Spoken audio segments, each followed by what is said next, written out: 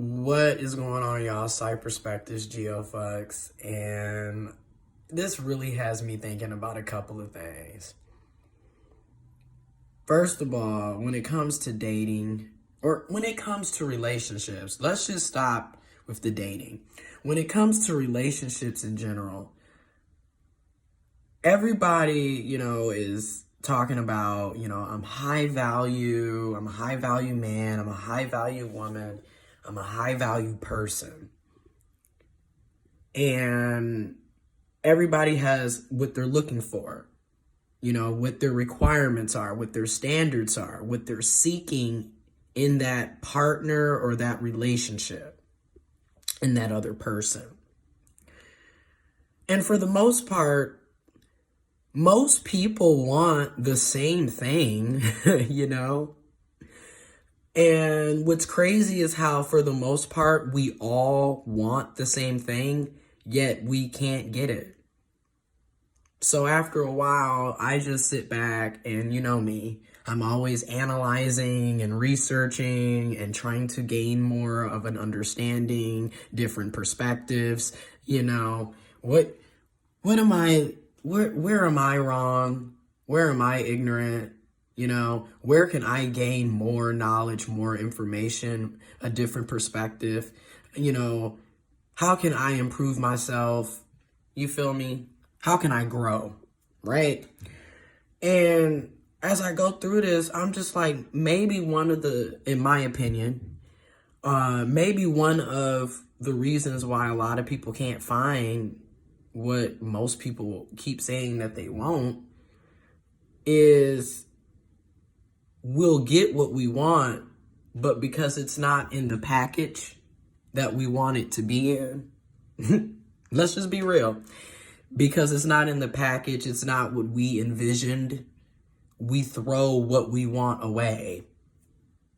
That's not always the case, obviously, but I do think in some cases, and hey, who knows, probably many cases, that is the case, right?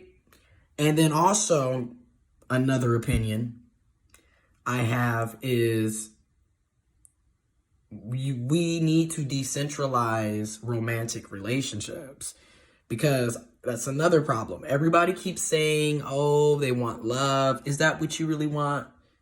Is it because if you really want it to be loved and you're willing to give love, then how come you haven't found love yet?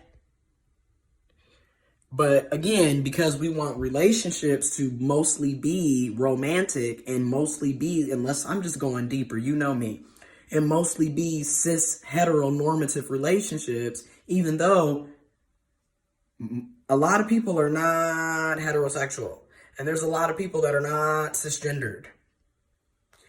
So we're constantly trying to go with relationship styles that aren't for us. They weren't even made with us in mind.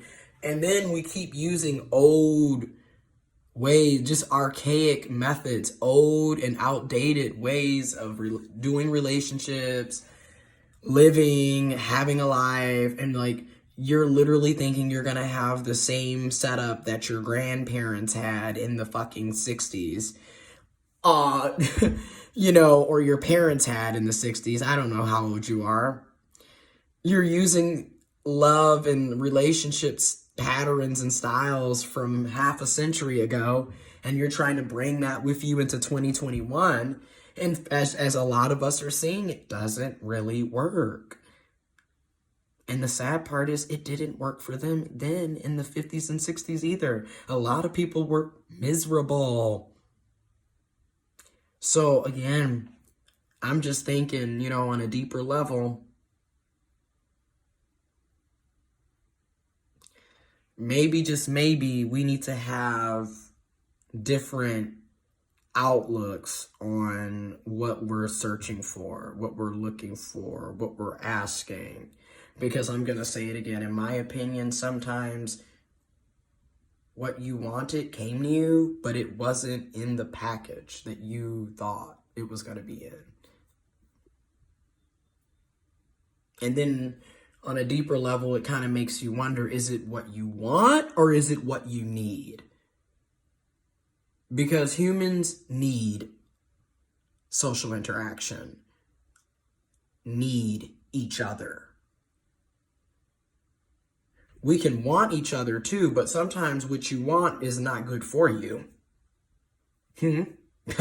I'm just saying. So sometimes, and that's another thing, and I'm going deeper because I'm also, this is me questioning myself, and like over these past, God, 2 years, you know, the self-care journey, I'm just realizing like